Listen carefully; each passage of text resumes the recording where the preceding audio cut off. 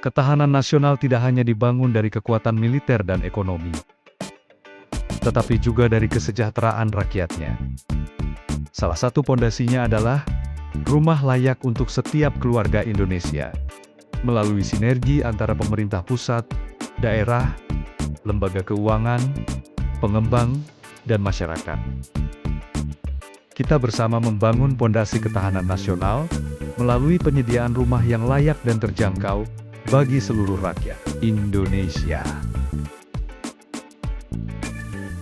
Rapat Koordinasi Nasional 2025 membangun ketahanan nasional melalui penyediaan rumah layak dan terjangkau.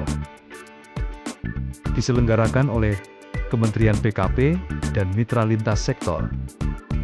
Bersama kita wujudkan Indonesia yang tangguh, mandiri, dan berkeadilan. Rapat segera dimulai.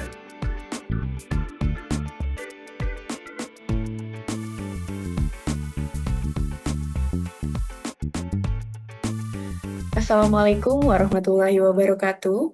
Selamat pagi dan salam sejahtera untuk kita semua.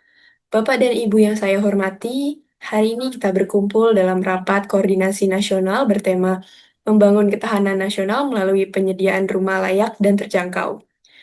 Rumah adalah kebutuhan dasar manusia sekaligus bagian dari kekuatan bangsa. Mari kita bahas bersama bagaimana sinergi lintas sektor dapat mempercepat penyediaan rumah layak untuk seluruh rakyat Indonesia. Baik, untuk memulai, kita akan mendengarkan pandangan dari perwakilan Kementerian PKP selaku instansi teknis pelaksana. Kepada Ibu Tamara dari perwakilan dari Kementerian PKP, kami persilahkan. Baik, terima kasih kepada Ibu Moderator. Pembangunan perumahan adalah bagian dari pembangunan nasional yang berperan langsung dalam ketahanan sosial dan ekonomi bangsa. Rumah yang layak dan terjangkau bukan hanya tempat berteduh, tetapi ruang tumbuhnya nilai-nilai kebersamaan, kesejahteraan, dan cinta tanah air. Namun, backlog perumahan saat ini masih sekitar 12 juta unit, Ibu. Untuk mengatasinya, kami mendorong program rumah bersubsidi, hunian berimbang, dan juga perumahan berbasis komunitas. Kami juga memperkuat sistem digital seperti SIKASEP atau Sistem Informasi KPR, subsidi, perumahan, dan juga SIKUMBANG, yaitu Sistem Informasi Kumpulan Pengembang, agar data penerima manfaat lebih valid dan juga pastinya terintegrasi. Dan kami berharap untuk semua pihak, mulai dari Bappenas, Kemenkeu, Pemda, perbankan, bahkan sampai pengembang, dapat bersinergi dalam mewujudkan target nasional ini. Baik, terima kasih Ibu Tamara. Sangat jelas sekali apa yang tadi disampaikan. Sekarang mari kita dengarkan pandangan dari sisi perencanaan pembangunan nasional dari Bappenas. Silakan bagaimana kebijakan penyediaan rumah layak ini jika dikaitkan dengan ketahanan nasional. Silakan Bapak. Terima kasih, Mas Rama. Eh, Menurut kami, penyediaan rumah layak adalah salah satu indikator keberhasilan pembangunan manusia. Jadi, rumah merupakan sarana membentuk ketahanan keluarga yang pada akhirnya memperkuat ketahanan nasional. Dalam RPJMN, isu perumahan termasuk prioritas pembangunan manusia dan pemerataan wilayah. Kami berkomitmen untuk memastikan integrasi kebijakan, yaitu antara perencanaan tata ruang, ketersediaan lahan, dan yang terakhir ada dukungan pembiayaan. Kami juga mendorong kebijakan berbasis data melalui One Data Housing agar intervensi tepat sasaran. Dan pada akhirnya ketahanan nasional tidak mungkin tercapai jika rakyatnya masih hidup tanpa kepastian tempat tinggal. Seperti itu. Baik, terima kasih kepada Bapak Wisnu, perwakilan dari Bappenas. Kalau dari sisi pembiayaan dan fiskal, bagaimana strategi dari Kementerian Keuangan untuk mendukung pembangunan rumah layak ini, Pak Iwas? Baik, kalau dari sisi fiskal, kami ingin memastikan pembiayaan rumah rakyat itu bersifat berkelanjutan dan efisien. Melalui program FLPP atau yang biasa disebut Fasilitas Likuiditas Pembiayaan Perumahan, ini menjadi salah satu program andalannya PKP. Dan juga dengan dukungan Tapera, kami telah menyalurkan subsidi bunga untuk jutaan keluarga masyarakat berpenghasilan rendah. Namun, untuk tantangannya itu adalah menjaga agar bantuan ini tepat sasaran dan juga tidak memberatkan APBN. Nah, kini kita mengembangkan skema blended finance di mana investasi swasta dan dana masyarakat turut memperkuat pembiayaan rumah rakyat ini. Selain itu, literasi keuangan juga penting. Masyarakat harus paham hak dan kewajiban dalam kredit perumahan agar tidak terjebak pada beban yang berlebihan. Kami percaya kesejahteraan finansial rakyat adalah bagian dari ketahanan ekonomi bangsa.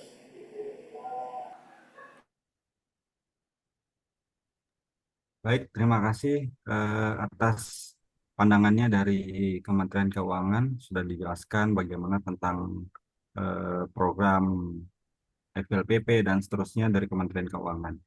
Selanjutnya, mungkin ada pandangan dari masyarakat. Tentunya program ini akan memberikan persoalan tersendiri terkait dengan lahan, perizinan, menjadi tantangan tersendiri untuk daerah. Bagaimana Bapak dari pemerintah daerah? Mungkin ada yang bisa disampaikan. Benar Bapak Moderator, di daerah tantangan utama adalah keterbatasan lahan yang sesuai dengan RT RW dan kepastian status tanah. Seringkali program perumahan rakyat tertunda karena tumpang tindih tata ruang dan perizinan. Kami berkomitmen untuk menyediakan lahan milik daerah serta mempercepat proses izin pembangunan rumah bagi masyarakat berpenghasilan rendah. Selain itu, kami mendorong pendekatan berbasis komunitas, yaitu rumah swadaya dan padat karya, agar masyarakat ikut berpartisipasi bukan hanya menjadi penerima. Kami percaya perumahan rakyat di daerah bukan hanya untuk pembangunan fisik, tapi juga untuk pembangunan sosial. Baik, terima kasih Ibu. Dari pihak swasta sendiri, bagaimana peran dan harapan pengembang dalam mendukung rumah layak yang terjangkau? Ya, terima kasih atas kesempatannya. Kalau dari kami sebagai pengembang, siap mendukung, tapi memang menghadapi beberapa tantangan seperti harga material yang meningkat, biaya perizinan, dan keterbatasan infrastruktur dasar. Kami dari pengembang pun berharap pemerintah dapat memberi insentif, misalnya contohnya seperti keringanan retribusi atau dukungan fasilitas umum. Kami juga terbuka terhadap model kemitraan dengan pemerintah. Bagi kami, proyek perumahan rakyat bukan hanya bisnis, tapi juga pengabdian untuk negeri Indonesia.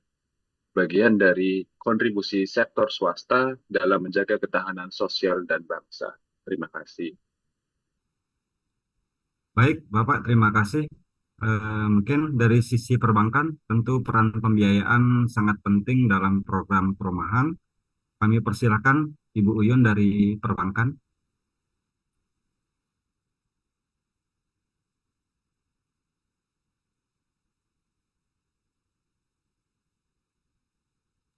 Silakan Ibu Uyun dari perbankan. Baik Pak, maaf tadi ada gangguan sedikit. Jadi kalau menurut kami dari perbankan kita mendukung penuh program pembimbing perumahan baik melalui skema subsidi maupun juga non subsidi. Tapi masih banyak calon penerima manfaat yang bekerja di sektor informal. Nah, sehingga belum memiliki bukti penghasilan tetap. Untuk itu kami sedang memperluas kriteria penilaian kelayakan dengan melihat bagaimana kemampuan real masyarakat nih dalam membayar bukan hanya berdasarkan dokumen formal saja. Selain itu, kami juga sedang aktif nih melakukan edukasi dan juga literasi keuangan agar masyarakat bisa memahami proses pengajuan kredit, terus tanggung jawab pembayaran, serta pentingnya menjaga kepercayaan antara nasabah dan juga lembaga keuangan. Nah, dengan saling kepercayaan dan juga kolaborasi nih Pak, kami yakin pembiayaan rumah bagi masyarakat akan berjalan lebih lancar dan juga berkelanjutan. Gitu Pak. Wah, menarik sekali. Sekarang kita beralih ke lembaga yang mengelola dana perumahan nasional. Silakan perwakilan dari BP Tapra kepada Ibu Vindi, kami persilahkan. Ya, kalau menurut kami itu BP Tapra itu hadir sebagai wadah gotong royong modern ya, yang utama. Kami juga menghimpun tabungan perumahan dari pekerja untuk membantu pembiayaan rumah pertama bagi mereka yang membutuhkan, yang memang belum punya rumah sama sekali. Tujuan kami memang bukan sekedar menampung, tapi mengembalikan manfaat nyata kepada peserta, yaitu untuk tabungan perumahan yang ingin mereka tinggali.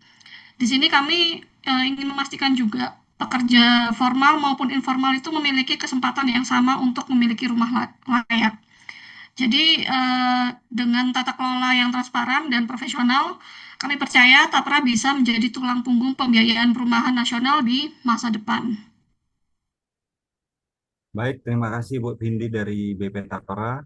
Sama-sama. Mungkin selanjutnya dari akademik, dari dunia akademik, barangkali ada perspektif baru terkait dengan hubungan antara perumahan dengan bagaimana ketahanan nasional. Silakan, Bapak Agung, kami persilakan.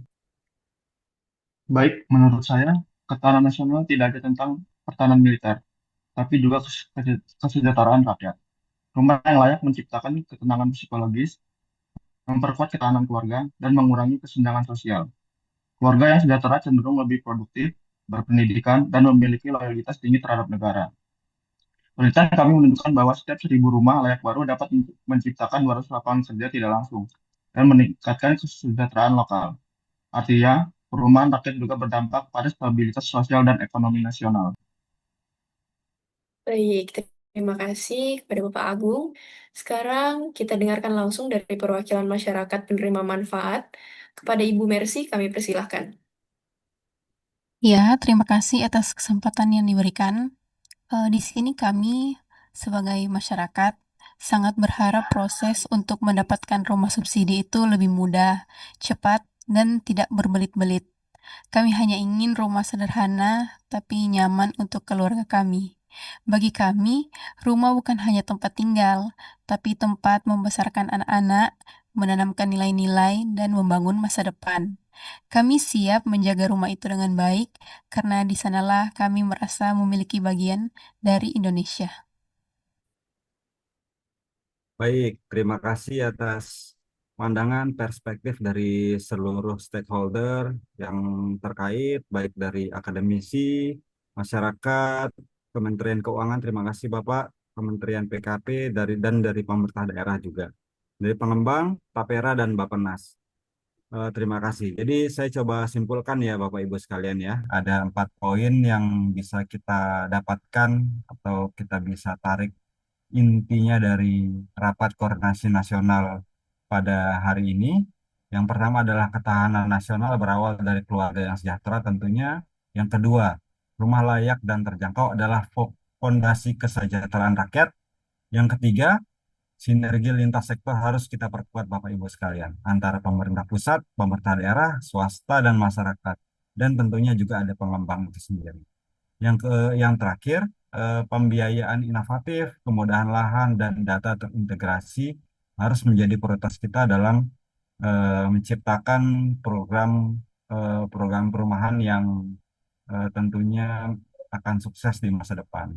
Jadi, mari kita jadikan program ini bukan hanya program pembangunan Bapak Ibu sekalian ya, tapi gerakan nasional membangun bangsa dari rumah untuk Indonesia yang tangguh, adil dan sejahtera. Baik, saya tutup rapat koordinasi nasional kita hari ini. Semoga apa yang kita rapatkan, kita bahas menjadi amal ibadah untuk kita semua. Wassalamualaikum warahmatullahi wabarakatuh. Waalaikumsalam Waalaikumsalam warahmatullahi warahmatullahi wabarakatuh. warahmatullahi wabarakatuh.